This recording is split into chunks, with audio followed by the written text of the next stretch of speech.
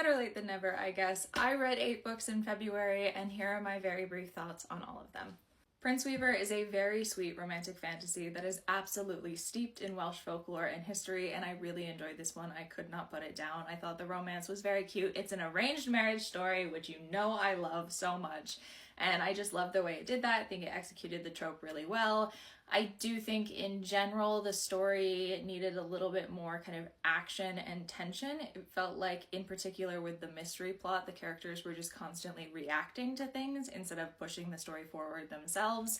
And I could have used like a little bit more kind of depth to both characters. But I had a ton of fun with this, and the ending left me on the edge of my seat for book 2 because wow! The Bookshop Below ended up being very different from what I was expecting in what ended up being a very positive way. This kind of reminds me of The Book of Night by Holly Black, which might not kind of turn a lot of people onto it, but I like the similarities.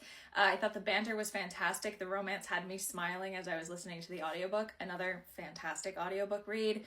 The only thing is the world building is distractingly vague, which is why I had to take it down the half star, because there's some things that would get me really confused about how things worked with these magic bookshops, but overall the vibes were excellent. I only finished The Legend of the Ninetailed Fox because it was short. The story felt rushed and shallow, the romance is completely unbelievable, too much is crammed into such a short story, and the ending gets really campy and power of friendship and love vibes, and I didn't like it. And I read Network Effect for the 4th or 5th time this month. I'm doing great, why do you ask? But now I have a Pretty Limit Crate edition. I love this book so much.